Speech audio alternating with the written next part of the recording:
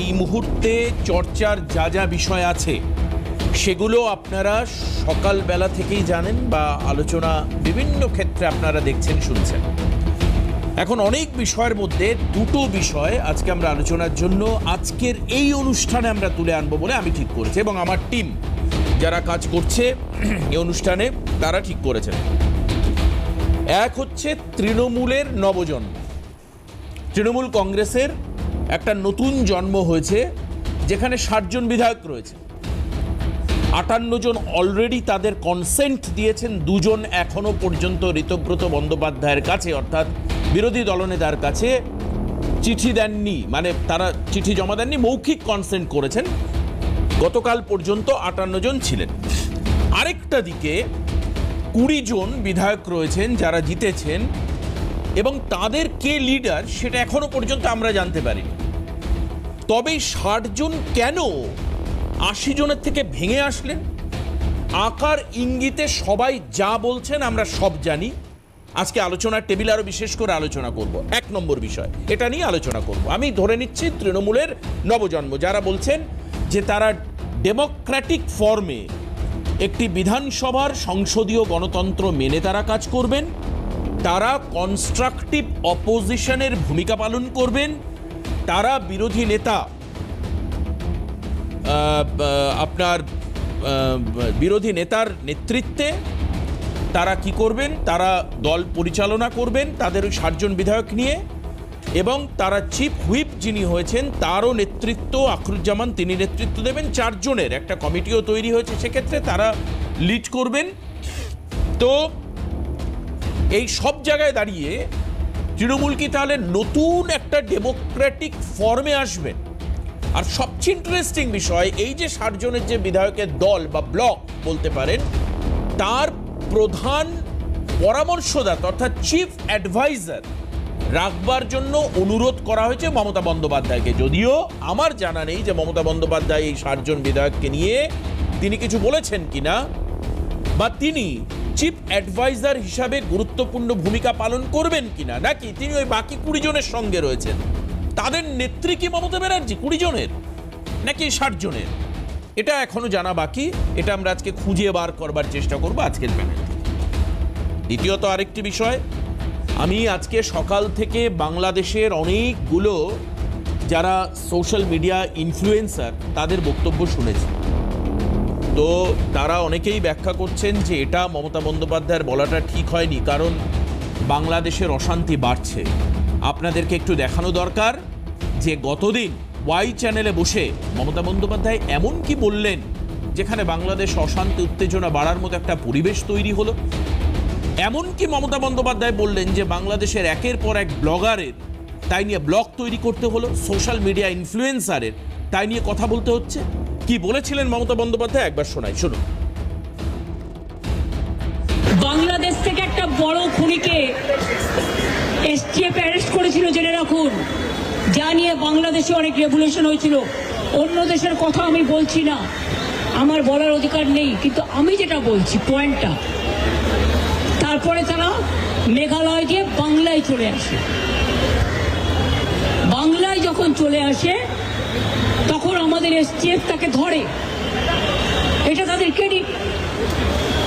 তারপরে home minister নিজে আমাকে ফোন করে বলছেন, এতদিন তো কই আমি বলিনি, মুখ করিনি, আজকে অত্যাচারের শেষ সীমায় গেছেন বলে।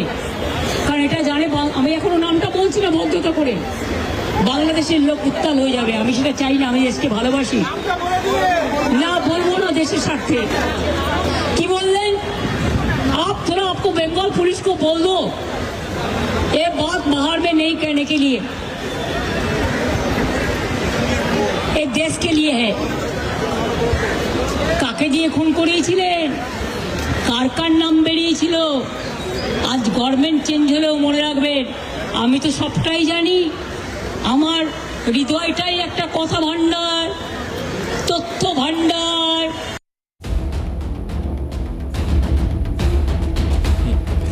অনেকটা মানে আসলে লক্ষ্মীর ভাণ্ডারের পর হচ্ছে হৃদয় ভাণ্ডার। হৃদয়টা অনেকটা একটা বড় ব্যাংকের মতো আর কি, অনেক কিছু জমা রয়েছে। কারোর ফিক্সড ডিপোজিট রয়েছে, কারোর কারেন্ট ডিপোজিট রয়েছে, বিরাট বড় একটা ভান্ডার। কিন্তু আমার কথা হচ্ছে মমতা বন্দ্যোপাধ্যায় এই ন্যাশনাল সিকিউরিটি নিয়ে কথা বলতে গেলেন কেন?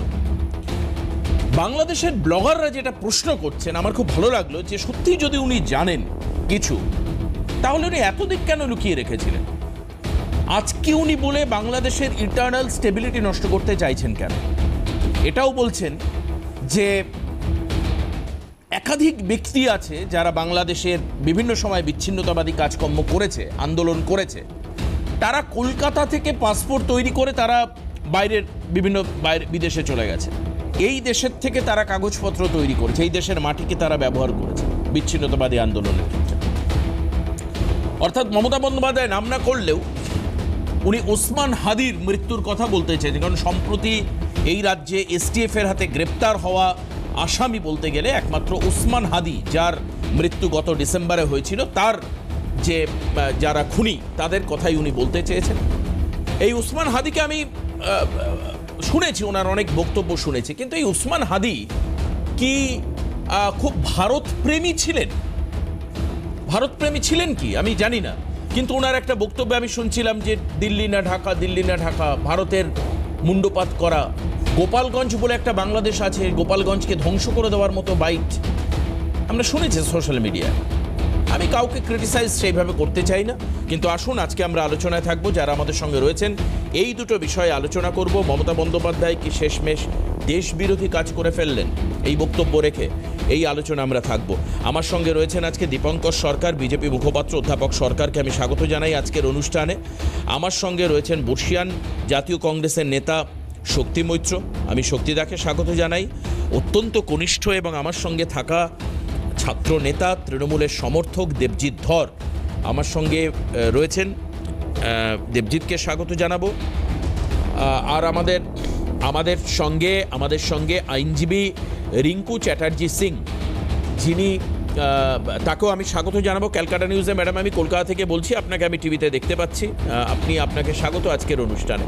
আপনি আমাকে প্রথম বলুন আগে, আমি রিঙ্কু চ্যাটার্জি সিংয়ের কাছেই যাব।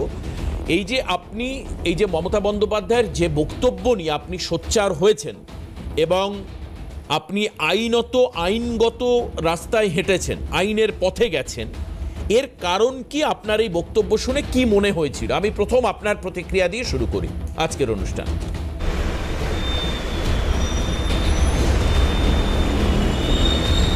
নমস্কার আমার তরফ থেকে আপনাদের সবাইকে। অ্যাকচুয়ালি যখন আমাদের বহিষ্কৃত মুখ্যমন্ত্রী যেই বার্তাটা 2 তারিখে দিয়েছে রানী রাসমণি অ্যাভিনিউতে, সেটা দেশের ইন্টিগ্রিটি, সার্বভৌমত্বকে এফেক্ট করেছে। এটা ক্লিয়ারলি দেশদ্রোহিতার মামলা। উনি যেইভাবে ভারতের কনফিডেন্সিয়াল ম্যাটারকে উনি ডিসপার্স করেছেন, পাবলিক ডোমেনে দাঁড়িয়ে কনফিডেন্সিয়াল ওথ ব্রিজকে লঙ্ঘন করেছেন, এটা ইউপিএ অ্যাক্ট হতেই হবে। উনি ভারতের সার্বভৌমত্ব, ইন্টিগ্রিটি, ভারতের প্রতিবেশী রাষ্ট্রের সাথে সৌহার্দ্যপূর্ণ রিলেশন, বন্ধুত্বপূর্ণ রিলেশনকে এফেক্ট করতে পারেন না, প্রভোকেশন করতে পারেন না, ইনস্টিগেট করতে পারেন না। আর এইভাবে একটি পার্শ্ববর্তী দেশের তার রাজনৈতিক একটি হত্যাকাণ্ডকে আমাদের দেশের হত্যাকাণ্ড বলে চালিয়ে আমাদের দেশকে, আমাদের স্বরাষ্ট্রমন্ত্রী সহ আমাদের দেশকে বিশ্বের দরবারে হিউমিলিয়েশন করতে পারে না। যখন উনি মুখ্যমন্ত্রী হিসেবে শপথ দিয়েছিলেন, সেই শপথের মধ্যে একটি শপথ এটাও ছিল, উনি অ্যাজ এ চিফ মিনিস্টার উনি দেশের অভ্যন্তরীণ বিষয় সিক্রেসি মেনটেন করবেন, দেশের সার্বভৌমত্ব সম্মানকে অক্ষুণ্ণ রাখবেন। উনি প্রথম শর্তটাই লঙ্ঘন করেছেন। উনি আমাদের প্রতিবেশী রাষ্ট্রে যে সংখ্যালঘু ভাইরা আছে তাদের জীবনকে সংকটে ফেলে দিয়েছেন। না বাংলাদেশ সরকার বলেছে যে ভারতবর্ষ হাদির মৃত্যুর জন্য দায়ী, না ভারতবর্ষ এটাকে অ্যাকসেপ্ট করেছে, না হাদির পরিবার ব্লেম করেছে। তাহলে উনি এই নোংরা মন্তব্য করে ভারতবাসী হিসেবে ভারতবর্ষকে বিশ্বের দরবারে কি প্রমাণ করতে চাচ্ছেন? উনি এই যে অস্থিরতা তৈরি করছে ভারতবর্ষে, এটার একটাই সাজা, সেটা ইউএপিএ অ্যাক্ট। আর উনাকে ফ্রিডম অফ স্পিচের বাউন্ডারি দেখাতে হবে।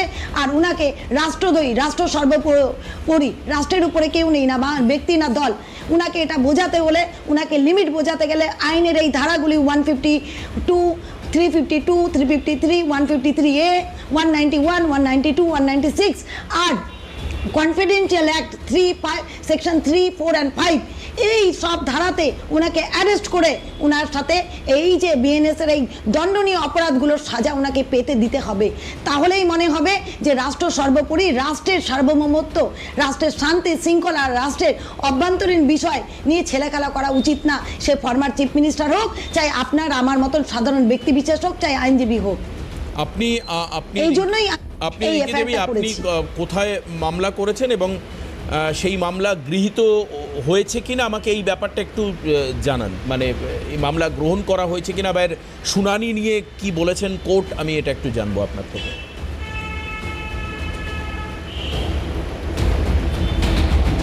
আমি উনি তো 2 তারিখে আপনার রানী রাসবিহারী সরণিতে প্রতিবাদ মঞ্চে ওয়াই চ্যানেলে উনার মন্তব্য রেখেছিলেন। আমি কালকে সকালবেলা গিয়ে আমাদের শিলিগুড়ি সাইবার ব্রাঞ্চে গিয়ে এই এফআইআরটা করি। আপাতত এই এফআইআরটা জিডি হিসাবে নাম হয়েছে, 2 দিনের মধ্যে এটা কনভার্ট টু এফআইআর হবে। আর এই এফআইআরে স্পেসিফিক্যালি একজন আইনজীবী আর ভারতবাসী হিসাবে আমি যেটুকু আজ পর্যন্ত আমি যেটুকু বুঝেছি, ল পড়ে ভারতের সার্বভৌমত্বকে রক্ষা করলে যা যা আইন বা রক্ষা না করলে যা যা আইন লাগু হতে পারে, সেই সমস্ত কিছু পড়ে ভালো করে বুঝে আমি এই এফআইআরটা করেছি। আর আমি আশা রাখি আমাদের শিলিগুড়ি সাইবার থানা এটাকে খুব তাড়াতাড়ি কনভার্ট টু এফআইআর করবে। আর আমি উচ্চ আদালতে যাব, এই আমাদের যে বহিষ্কৃত ফরমার চিফ মিনিস্টার আছে তাকে আইনের আওতায় এনে তাকে অ্যারেস্ট করানোর প্রক্রিয়া আমি শুরু করব। না, এ তো আপনি একদম আপনি ভারতবর্ষ এবং বাংলাদেশের সম্পর্ক বলছেন। আজকে বাংলাদেশের রিঙ্কি দেবী, বাংলাদেশের ব্লগাররা বলছে যে তাদের দেশের যে স্টেবিলিটি, অর্থাৎ নতুন তারেক রহমান সরকার আসার পর বাংলাদেশ তো ধীরে ধীরে ছন্দে ফিরতে শুরু করেছে, সেই ক্ষেত্রেও একটা আনস্টেবল কন্ডিশন তৈরি করবার মতোই বক্তব্য। আপনার কি মনে হয় যে পাশের দেশ, আপনি তো একজন ভারতীয় হিসাবে আপনি বলছেন যে ইন্টিগ্রিটি বা সার্বভৌমত্ব রক্ষা করবার জন্য আপনি স্টেপ নিয়েছেন, আপনার কি মনে হয় এই বক্তব্য বাংলাদেশেও চাঞ্চল্য তৈরি করবে বা সংখ্যালঘু ভাইদের কাছে ভারত সম্পর্কে ভাবমূর্তি বা তাদের নিজেদের দুটো বিভিন্ন পক্ষ আছে সেখানে, তাদের মধ্যে একটা অস্থিতিশীল পরিস্থিতি তৈরি করবে?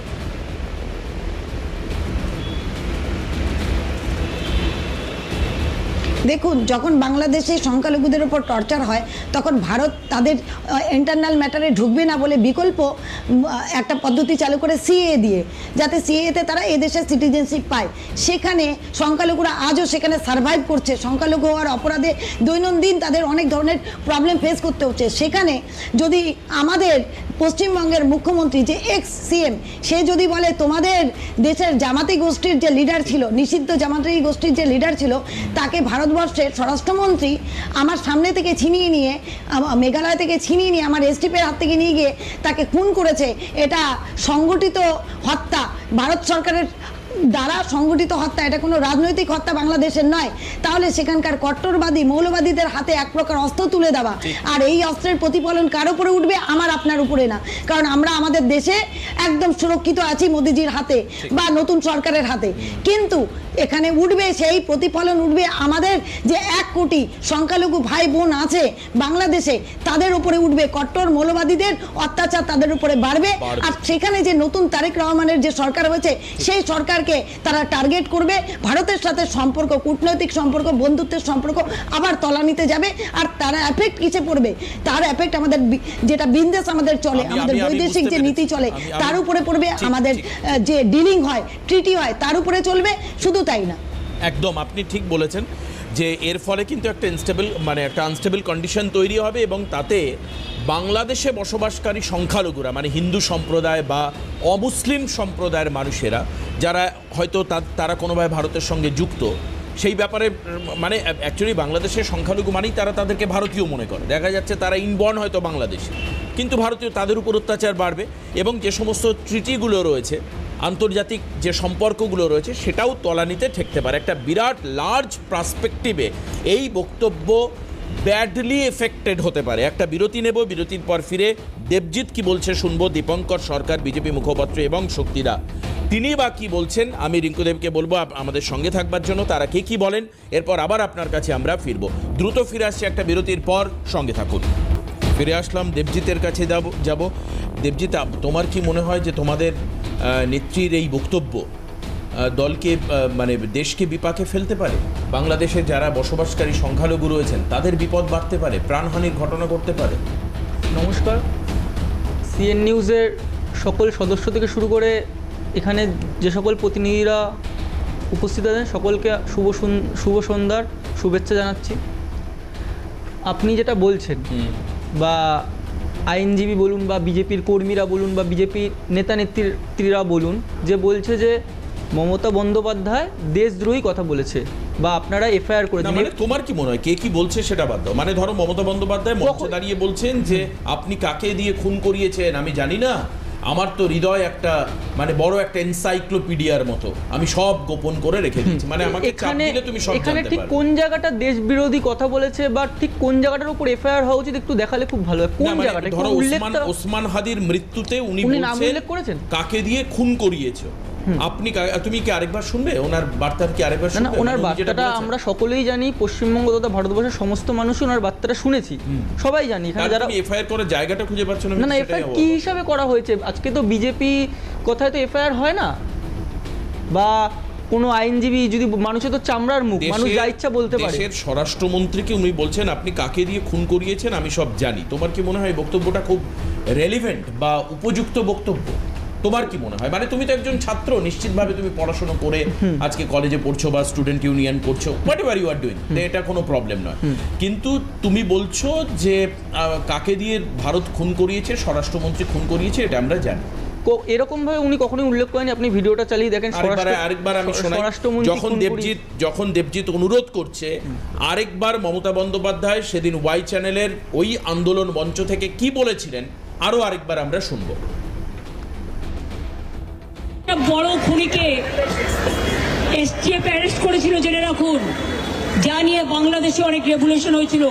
অন্য দেশের কথা আমি বলছি না, আমার বলার অধিকার নেই, কিন্তু আমি যেটা বলছি পয়েন্টটা, তারপরে তারা মেঘালয় দিয়ে বাংলায় চলে আসে। বাংলায় যখন চলে আসে তখন আমাদের এসটিএফ তাকে ধরে, এটা তাদের ক্রেডিট। তারপরে হোম মিনিস্টার নিজে আমাকে ফোন করে বলছেন এতদিন তো কই আমি বলিনি, মুখ করিনি, আজকে অত্যাচারের শেষ সীমায় গেছেন বলে। কারণ এটা জানে, আমি এখনো নামটা বলছি না ভদ্রতা করে, বাংলাদেশের লোক উত্তাল হয়ে যাবে, আমি সেটা চাই না, আমি দেশকে ভালোবাসি না, বলবো না দেশের স্বার্থে। কি বললেন? आप थोड़ा आपको बंगाल पुलिस को बोल दो ये बात बाहर में नहीं कहने के लिए, ये देश के लिए है। কাকে দিয়ে খুন করিয়েছিলেন, কার কার নাম বেরিয়েছিল, আজ গভর্নমেন্ট চেঞ্জ হলেও মনে রাখবেন আমি তো সবটাই জানি। আমার হৃদয়টাই একটা কথা ভান্ডার, তথ্য ভান্ডার। মনে হলো তোমার শুনে? বারবার উল্লেখ করছে ওনার কথার মধ্যে আমি দেশকে ভালোবাসি, আর এখানে দেশ বিরোধী আমি কথা দেখতে পাচ্ছি না। এখানে উনি দেশকে ভালোবাসে বা নিজের বাংলাকে বা নিজের রাজ্যকে ভালোবাসে। উনি জানে যদি বাংলাদেশে কাছে কোনো তথ্য কোনোদিন পৌঁছায় বা কোনো রকমভাবে ওরা জানতে পারে, এতে শুধু তো ভারতবর্ষে ওপর আঘাত বা হানি আসবে না, আগে বাংলার ওপর আসবে। তাই জন্য উনি পশ্চিমবঙ্গ তথা ভারতবর্ষের ওপর সতর্কতা দেখিয়ে বা কি হতে পারে সেটার জন্য আমাদের ভারতবর্ষের সরকার গভর্নমেন্টকে সতর্ক করেছে। হোম মিনিস্টার তথা প্রধানমন্ত্রীকে সতর্ক বার্তা দিয়েছেন এটা, আর নাম একবারও বলছে না, বলছে কি আমি দেশকে ভালোবাসি, দেশের স্বার্থে বলবো না। এটা আপনি দেখেন ভিডিওতে বারবার একটা কথাই বলছে, দেশের স্বার্থে বলবে না, কিন্তু উনি পরিষ্কার বলে দিচ্ছেন যে কে তুমি কাকে দিয়ে খুন করিয়েছো আমি সব জানি, কিন্তু উল্লেখ করেনি। তার মানে তুমি এখানে কোনো ত্রুটি বা ভুল খুঁজে পাচ্ছ না। আর যদি হয় তাহলে এফআইআর কপি দেখান, এফআইআর কি হিসাবে, এখন উনি নিজেই বললেন, উনি তো বললেন যে জিডি হিসাবে গ্রহণ করা হয়েছে, দিন দুয়েক এটাই হয় ন্যাচারাল, এই ধরনের কেসগুলো জিডি হিসাবে রিসিভ হয়েছে, পরবর্তীকালে এফআইআর কনভার্ট করা যায়। তাহলে আগে হোক। বেশ, দীপঙ্কর দা দেখুন, পিতামহ ভীষ্ম সরাসরি যে একটা কথা বলেছিল, কোন দিক দিয়ে শুরু করব তা মহাভারতের ভীষ্ম বলেছিলেন যে না দেশ বড়, মানে না পরিবার, না পুত্র, না কোনো কিছু, সবার আগে দেশ। আর ভারতবর্ষের সংবিধানে সেটাকেই মেনে সংবিধানকে মূল মন্ত্র হচ্ছে পড়ে, এবং সংবিধানে যে জনপ্রতিনিধি হয় তারা যখন শপথ গ্রহণ করে তখন সংবিধানের নামেই শপথ গ্রহণ করেন যে সংবিধানের যে পবিত্রতা সেটা রক্ষা করবেন। বাংলার 3 বারের মুখ্যমন্ত্রী তিনি অস্বীকার করতে পারেন না সংবিধানের হাত দিয়ে শপথ নিয়েছিলেন দেশের নিরাপত্তা এবং ইন্টিগ্রিটি এবং দেশের সার্বভৌমত্বের প্রতি তিনি কোনো এমন কথা বলবেন না যেটা দেশের পরে ক্ষতিকর।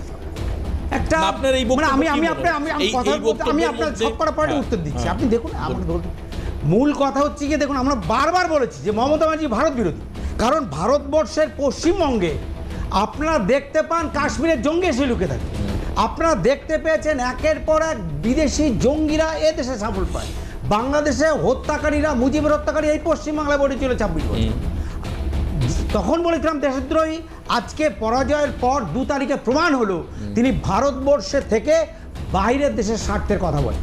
দ্বিতীয় কথা, এই কথা বলেছে আজকে জানেন, আমরা যারা ওপার বাংলার নারীর মূলে আছি, ওপার বাংলায় প্রতিটা দিন হিন্দুদের উপর অত্যাচার, হিন্দু নারী ধর্ষণ হতে কোনো বিচার পায় না, হিন্দু হওয়ার সুবাদে কোনো বিচার নেই। আজকে তাদের বাড়ি ঘর ধরে নতুন করে অগ্নিসংযোগ শুরু হয়েছে। এই জামাত এনসিপি তারা নতুন করে হিন্দুদের উপর আক্রমণ করছে, সনাতনীদের উপর আক্রমণ করছে বাংলাদেশে।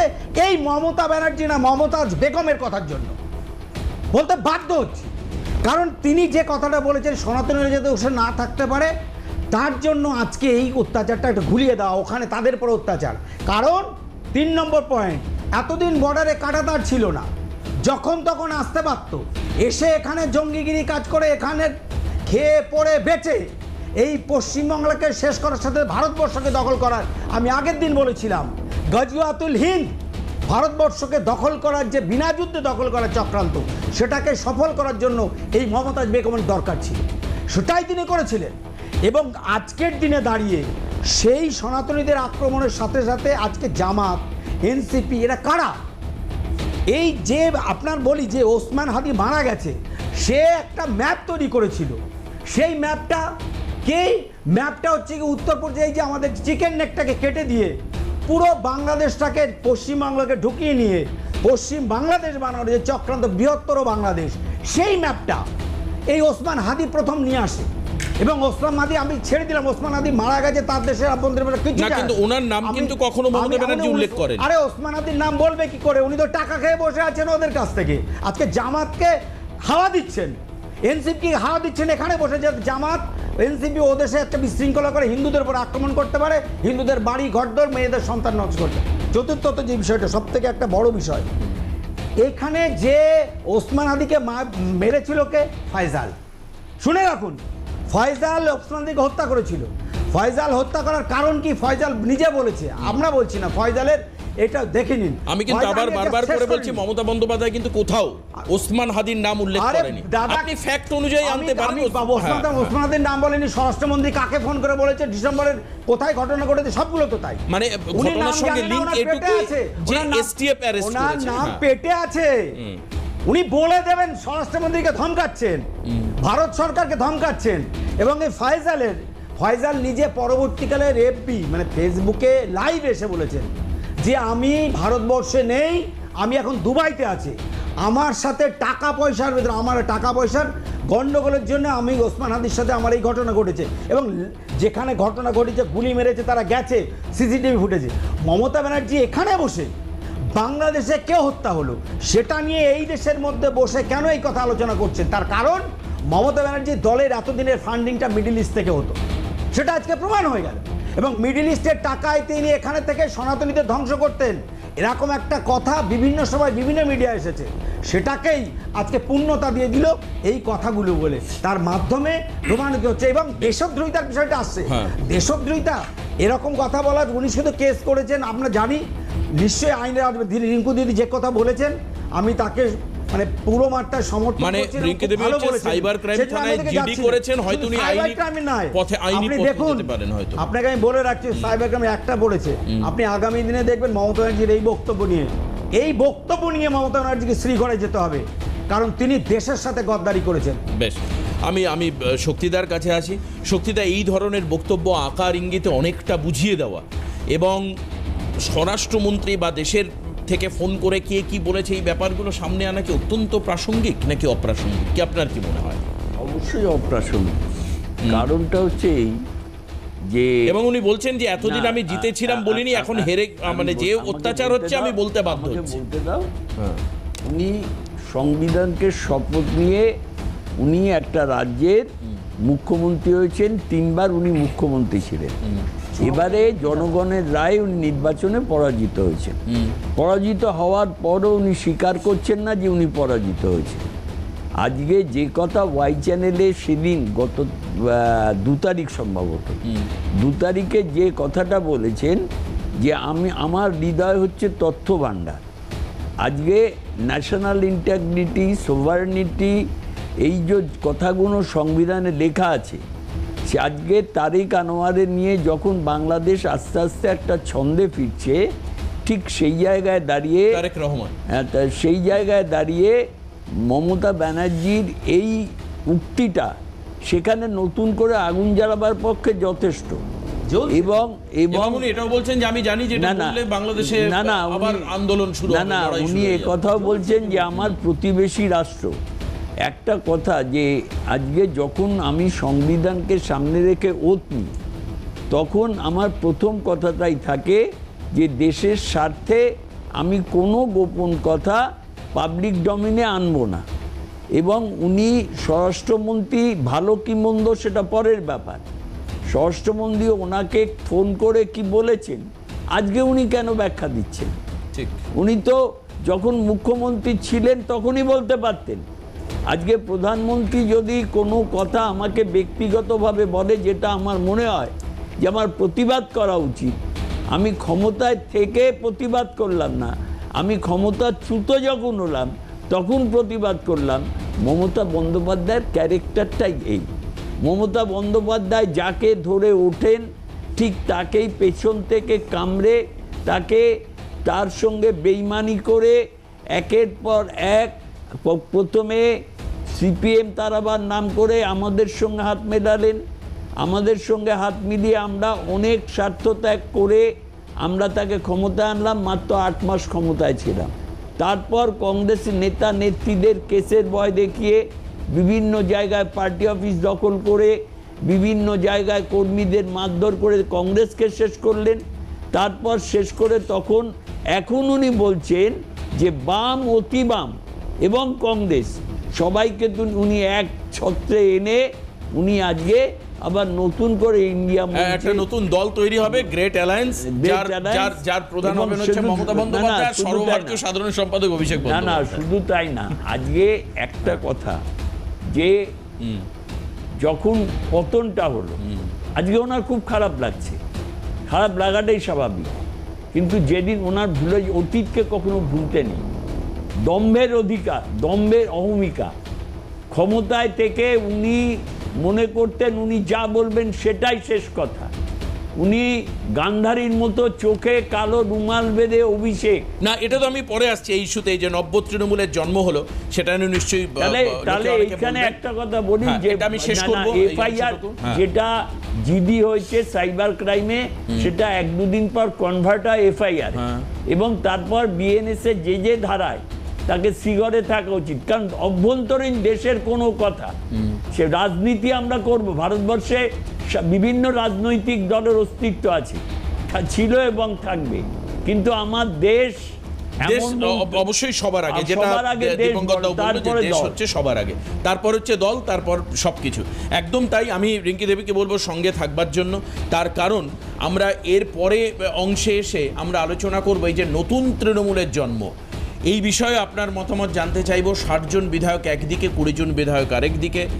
একদিকে মমতা বন্দ্যোপাধ্যায় দলের তো ডেফিনেটলি চেয়ারম্যান, উনি যদিও সমস্ত কমিটি ভেঙে দিয়েছেন, অলরেডি সমস্ত কমিটি ভেঙে দিয়েছেন, হয়তো উনি এখনও চেয়ারম্যান আছেন এই কনস্ট্রাকশানে।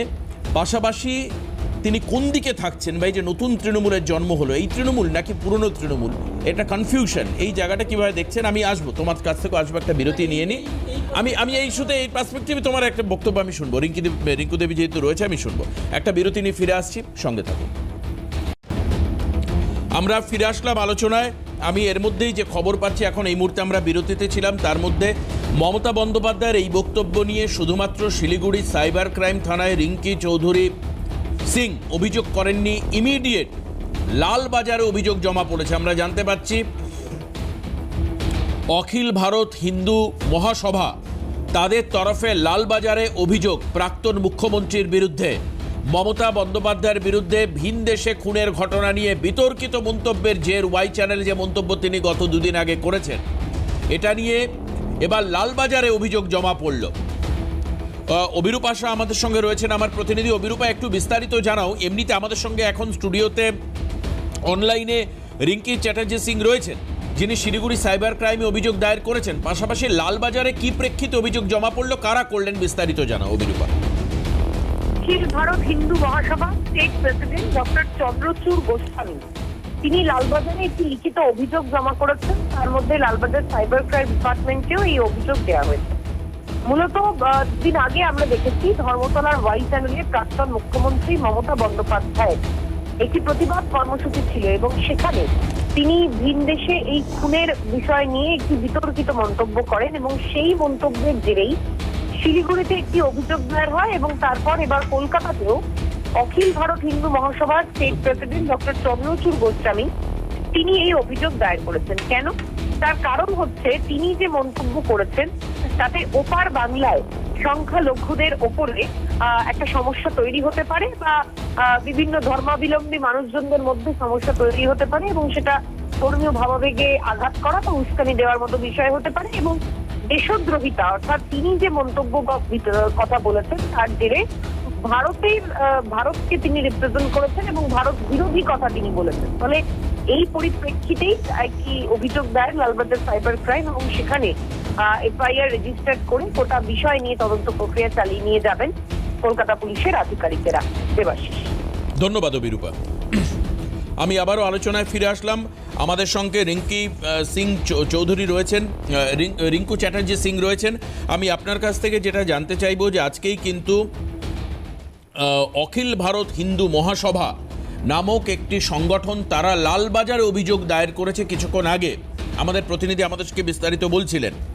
আপনার কি মনে হয় এরপরে আপনার করা মামলা এবং কলকাতায় লালবাজারে করা যে অভিযোগ, এই দুটো একই সঙ্গে বিচার্য হবে?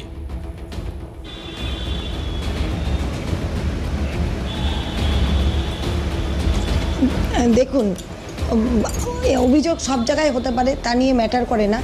মেন ম্যাটার করে যে অভিযোগ আমি করেছি প্রথম দিন। আমি স্পেসিফিক্যালি আইনজীবী হিসাবে আমি আইনের ধারাগুলো জানি।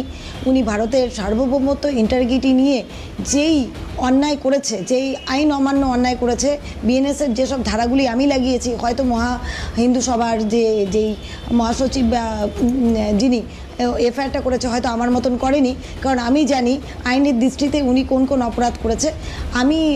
আমি আরও সবাইকে বলবো তারাও এফআইআর করুন, কিন্তু আমি আমার দিক থেকে বলতে পারি আমি এই এফআইআরকে নিয়ে হাইকোর্টে যাব। আর মমতা ব্যানার্জি যে আমাদের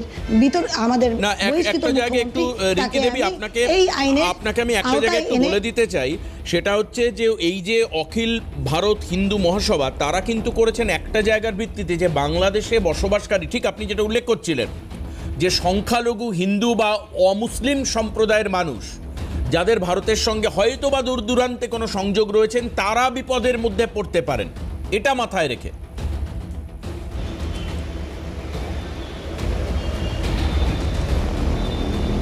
আমি করেছি পুরো সব কিছু নিয়ে, কারণ আমি একজন আইনজীবী। আমার এফআইআর ড্রাফটিং আপনি দেখবেন, তাতে যেরকম সংখ্যালঘু প্রতিবেশী দেশের সংখ্যালঘু ভাই বোনদের উল্লেখ আছে, তার সাথে আমাদের যে উনি যখন মুখ্যমন্ত্রী ছিলেন তার যে কনফিডেন্সিয়াল অ্যাক্ট আছে সেটা উল্লেখ আছে। ভারতের সার্বভৌমত্ব, ভারতের ইন্টারগ্রিটি, ভারতের শান্তি, প্রতিবেশী দেশের সাথে শান্তি শৃঙ্খলা রক্ষার যে আমরা যে দায়বদ্ধ, সেটারও একটা উল্লেখ আছে। সব কিছু মিলিয়ে আমি এফআইআর করেছি। তার সাথে শুধু একটা স্পেসিফিক নির্দিষ্ট অভিযোগে না, মিলিয়ে মিশিয়ে করা আছে, যেটা রাষ্ট্রদ্রোহীর মধ্যে পড়ে। আপনাকে আরেকটা জায়গায় জিজ্ঞেস করব, তৃণমূলের যে প্রতিনিধি ভাই আমাদের সঙ্গে রয়েছেন দেবজিৎ বলছে যে এই বক্তব্যে সেরকম অপরাধের কিছু নেই, বরঞ্চ উনি বারবার করে বলছেন আমি দেশের স্বার্থে নাম বলতে নারাজ। আপনি শুনলেন দেবজিতের কথা, দেবজিৎকে কিছু বলবেন এই বিষয়ে?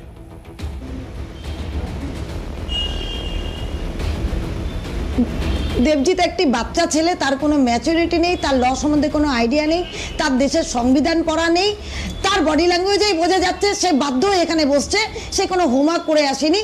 সে সংবিধান, সার্বভৌমত্ব, ইন্টারগ্রিটি এইসব শব্দগুলো সব মনে হয় নতুন করে জানছে। তাই তিনি যেই দলের মুখপাত্র এখানে বসেছে সেই দলের যদি বহিষ্কৃত মুখ্যমন্ত্রী যদি কালকে খুনও করে আসে, উনি সেটাকেও জাজমেন্টাল হয়ে দেখবেন না, সেটাকেও জাস্টিফাইড হয়ে উনি দেখবেন। তাই এই বাচ্চা ছেলেটির ইনম্যাচুরিটিকে আমি পাত্তা দেব না। আমি আপনাকে আইনের পরিভাষা বলছি যে যেই লাইনের না, তবুও একটু হোমওয়ার্ক করলে তাও জানতে পারতো যে যেই সেকশনগুলো লেগেছে, যেভাবে স্বরাষ্ট্রমন্ত্রককে উনি বিশ্বের দরবারে অপমানিত করেছেন, কোশ্চেন মুখে এনেছেন, ভারতবর্ষের সার্বভৌমত্ব, সিকিউরিটি আর শান্তিপ্রিয় দেশকে, দেশের ইমেজকে বিশ্বের দরবারে যেভাবে মেলাইন করেছেন, সাথে অমিত শাহজির নাম নিয়ে বিশ্বের দরবারে উনি দেখিয়েছেন ভারত প্রতিবেশী দেশগুলোকে উত্তক্ত করে, ভারত প্রতিবেশী দেশের একটি রাজনৈতিক হত্যাকাণ্ডকে নিজেদের দেশে এনে চালিয়ে ওই দেশের নামে চালিয়েছে।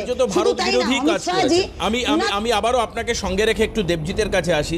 দেবজিৎ, এই বক্তব্যে কি করবে? তুমি এনাফ ইম্যাচিওর এবং এখনো পর্যন্ত তোমার আইনের ধারা সম্পর্কে অবগতি নেই, অথবা কোনো একটা জায়গায় মমতা ব্যানার্জির প্রতি তোমার একটা অন্ধত্ব কাজ করছে, তাই তুমি একে জাস্টিফাই করার চেষ্টা করছো না, তুমি বরঞ্চ আবেগে ভেসে যাচ্ছ, উনি যেটা বলছেন। এখনো বলছি, মানুষের তো চামড়ার মুখ, মানুষ যা ইচ্ছা যা খুশি বলতে পারে, তাতে তৃণমূল কংগ্রেসের বা আমাদের সর্বোপরি নেত্রী বা জনগণের, যাদের দ্বারা আমরা আছি, তাদের কিছু এসে যায় না। এগুলো কোথায় আছো? আমি তো, তুমি জনগণের দ্বারা কোথায় আছো? আমরা পথে আছি, রাস্তায় আছি, মানুষের মনে আছি, মানুষের দরবারে আছি।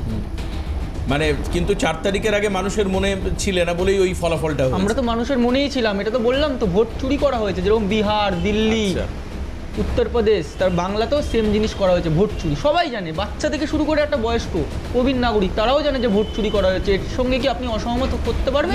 আমি বলছি যে তোমাদের এত ক্ষমতা রয়েছে, এত বড় একটা দল, এত স্ট্রেচারাল ডেভেলপমেন্ট তোমাদের অনেক, তোমরা এই ভোট চুরিটাকে একদম মানে বাধ্য বালকের মতো মেনে নিলে। আমার তো মনে হয় যে মমতা বন্দ্যোপাধ্যায় মানার পাত্রী নয়। মমতা বন্দ্যোপাধ্যায় তো বলেছে সুপ্রিম কোর্টে যাবে, সুপ্রিম কোর্টে গিয়ে যদি কাজ না হয়, আচ্ছা কেস চলছে, সুপ্রিম কোর্টে গিয়ে যদি কাজ না হয় ইন্টারন্যাশনাল জাস্টিসের কাছে যাবে, উনি কেস করবেন। আর যে ভয়াবহ কথা বলছো, মানে তিনি ইন্টারন্যাশনাল কোর্ট অফ জাস্টিসে যাবে। আর দিদিভাই যে কথাটা বললো যে সবাইকে নিয়ে যাবে, আমাকে ছোটবেলায় আমার মা একটা কথা বলতো যে ঠিক বা যে সৎ সে একাই যথেষ্ট, সে একাই যথেষ্ট, তার কাউকে 10 জনকে লাগে না। আর দিদিভাই কি বলছে, সবাইকে নিয়ে আমরা কেস করব, এফআইআর করব, তা সবাইকে কেন লাগছে? যদি সত্যই হন আপনি, বা বিজেপি যদি সত্যই হয়, নেতা নেত্রী যদি সত্যই হয় বিজেপির, তাহলে আপনার একাই যথেষ্ট, আপনাদের 10 জনকে লাগে না। আর বিজেপি বলে না, আমার কথা হচ্ছে দেশের স্বার্থ লঙ্ঘিত হচ্ছে কিনা সেটা বিজেপি, কংগ্রেস, সিপিএম বলে বিষয় নয়, আর দেশের স্বার্থকে এই বক্তব্যে লঙ্ঘিত হচ্ছে। আর আপনি বললেন না এইমাত্র লালবাজারে কারা যেন গেছে কেস, অখিল ভারত হিন্দু মহাসভা, তাদের উদ্দেশ্যে আমি একটা কথাই বলতে, যে নেই কাজ তো খইবাজ বলে না, ওই হয়েছে তাদের দশা। আর দাদাভাই যে কথাটা বললো না যে মমতা বন্দ্যোপাধ্যায় দেশের অভ্যন্তরে থেকে, দেশের ভেতরে থেকে দেশদ্রোহী কাজ করেছে বা আতঙ্কবাদী বা টেররিস্টদের সাহায্য করেছে, তাহলে কি করে পুলওয়ামা, পেহেলগাম অ্যাটাক হলো? এখানেও কি মমতা বন্দ্যোপাধ্যায়ের হাত আছে, নাকি আপনাদেরই কোনো ত্রুটি আছে? আপনাদেরই কোনো হোম মিনিস্টার বলুন বা প্রধানমন্ত্রী? না, আরেকটা ভয়াবহ অভিযোগ করেছেন উনি, সেটা হচ্ছে যে এই পশ্চিমবঙ্গকে পশ্চিম বাংলাদেশ বানিয়ে দেওয়ার চেষ্টা। আমরা মালদা, মুর্শিদাবাদ একাধিক জায়গায় দেখেছি বাংলাদেশে বিভিন্ন ঘোষিত জঙ্গি সংগঠন যেগুলো ওখানে অবৈধ অনেকগুলো, সেগুলোও কিন্তু এখানে তাদের সদস্যদেরকে পাওয়া গিয়েছে। আমার পরিষ্কার মনে আছে যে এই বাংলার মাটি থেকে ওসমান নাম শুনেছো তুমি বাবু? তুমি আসাম এসটিএফ শুনেছেন? দাদা বলেন তো দীপঙ্কর দা, আপনি ওসমান হাদির নাম শুনেছেন? আমি ওসমান হাদির সম্পর্কে বিস্তারিত আপনার মুখ থেকে শুনতে, আমি বিস্তারিত ক্লাস নেব, তোমার তো এখানে ক্লাসে নাম শুনেছেন? না বলুন। পাকিস্তানের যে জঙ্গি, সে এখানে ওসমান হাদি কলকাতা ধরা পড়েছে কিন্তু পাক স্যার কাছে। এই ক্লাসটা শেষ হলে আপনি বসবেন, আমি এখানে বসে আধা ঘন্টা ধরে আপনাকে একটু জানিয়ে দিয়ে যাবো। আর আপনি যেখানে কেবল শুরু করেছেন না, পা দিয়েছেন না, আমরা ওখান থেকে পড়ে না এখানে এসেছি। না দীপঙ্কর, ব্যাপারটা হচ্ছে তা না, ব্যাপারটা তা না, তুমি ছোট বলে তোমাকে সম্মান জানিয়ে বলছি, বয়সটা তোমার ছোট হতে পারে, কিন্তু তুমি এখানে বসেছো, তোমার একটা দলের মুখপাত্র, আমি সেই জন্য বলছি তোমার এই বলার দক্ষতাটাকে আমি সম্মান জানাই, যে তুমি আগামী দিন আরো বড় হও।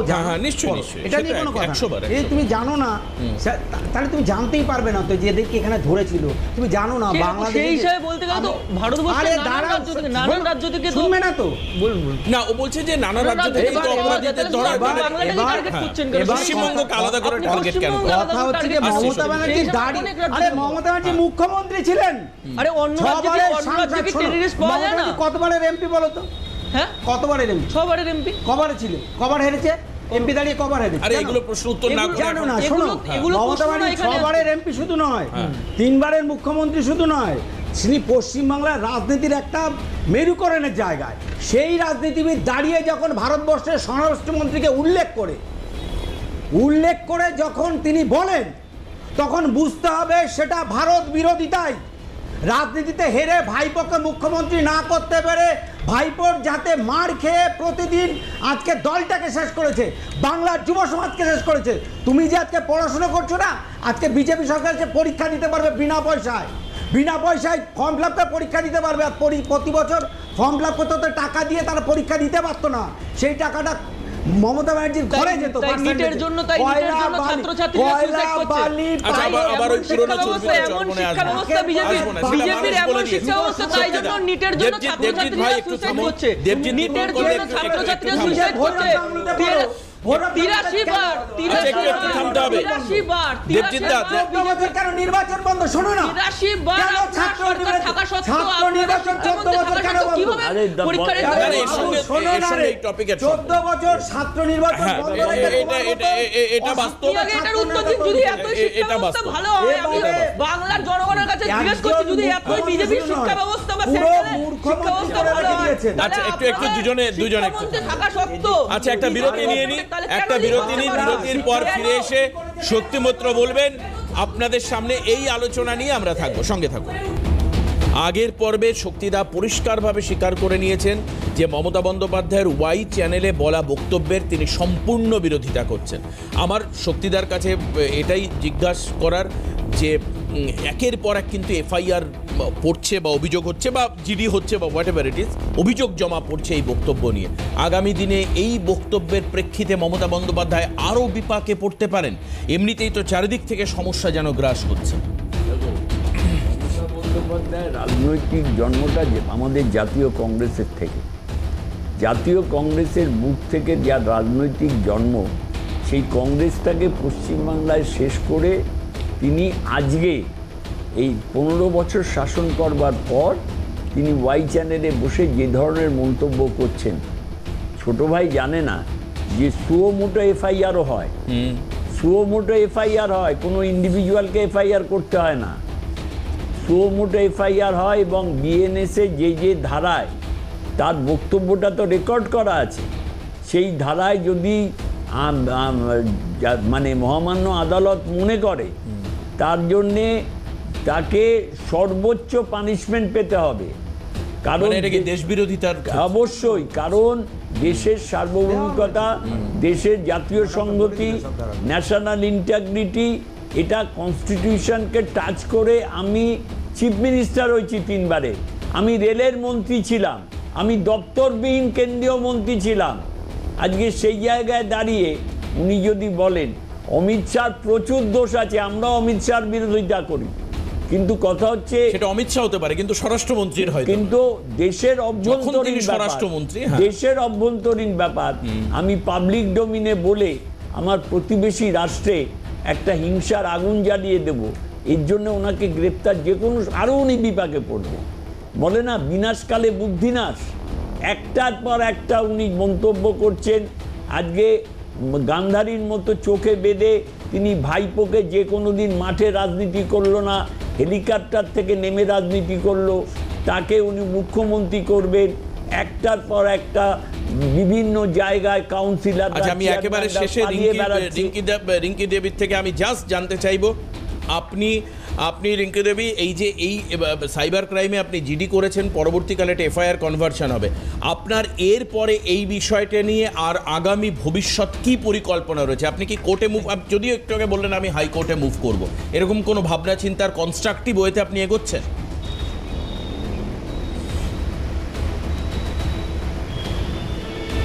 আমি আমার এই অভিযোগপত্র 1 কপি সিপিকে দিয়েছি, 1 কপি এসপিকে দিচ্ছি। আমি কালকে কালীঘাট থানার ওসিকে ট্যাগ করেছি, ডিজিপিকেও ট্যাগ করেছি। আমার নেক্সট মুভ হবে হাইকোর্টে গিয়ে যে এনাকে ইমিডিয়েটলি অ্যারেস্ট কেন করা হচ্ছে না তার জবাব দেবে, কজ অফ অ্যাকশন কেন হচ্ছে না তার জবাব পুলিশ ডিপার্টমেন্টকে দিতে হবে, আমাদের সাইবার ব্রাঞ্চকে দিতে হবে।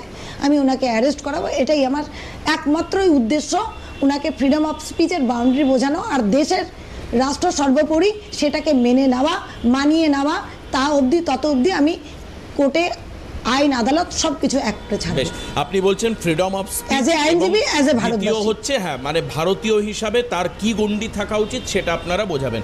দেখা যাক আগামী দিনে আর কোনো অভিযোগ এইভাবে জমা পড়ে কিনা। যেভাবে অলরেডি দুটো অভিযোগ জমা পড়েছে, রিঙ্কি দেবী আপনি অবশ্যই একদম। প্রথম, এবং তারপর এই সাংবাদিকতার অভিযোগ। একটা ধারা আছে সংবিধান, হ্যাঁ, এখানে নিশ্চয়ই। বলা আছে উনি যা ইচ্ছা দেশ বিরোধী যাও, বলতে পারে, হ্যাঁ। যাতে অন্য দেশের কিন্তু সাথে আবার সম্পর্কটা অন্যদিকে যে বলা যায় ফ্রিডম না। অফ স্পিচ আরে কি কি মৌলিক বলা অধিকার যায় দেওয়া হয়েছে, তার সেটা দেওয়া এখতিয়ারটাকে বোঝানো দরকার। আমি অনেক ধন্যবাদ না, না, জানাবো বারবার রিঙ্কু দেবীকে, সেটাকে লঙ্ঘন সঙ্গে করা শক্তিদা, যাবে না, দীপঙ্কর দে এটা এবং মনে হয় দেবজিৎ অত্যন্ত বয়কনিষ্ঠ। দেবজিৎকেও ধন্যবাদ জানাবো। আগামী দিনেও দেবজিৎকে আমরা চাইবো, কারণ তৃণমূল কংগ্রেসের হয়ে প্রতিনিধিত্ব করার মতো মানুষের অভাবে কেন তৃণমূলীরা বলতে চাইছেন না আমি জানি না, তাদের এই ভগ্নদশাতেও তো রুখে দাঁড়ানোর মতো খড়কুটো প্রয়োজন, সেটা কোথায়? আমার প্রশ্ন সেখানে। তো যাই হোক, এই পরিস্থিতিতে আইনের পথে চলবে, আমরা সেই বক্তব্য রেখেই আজকেরই অনুষ্ঠান এখানে শেষ করব। কিন্তু যাই করি না কেন, দেশ সবার আগে। দেশের সিকিউরিটি যদি কোথাও ব্লিচ হয়, অবশ্যই তার এগেনস্টে আমরা সবাই একসঙ্গে থাকবো। আজকে এখানেই শেষ করছি। সবাইকে ধন্যবাদ, নমস্কার আপনাদের।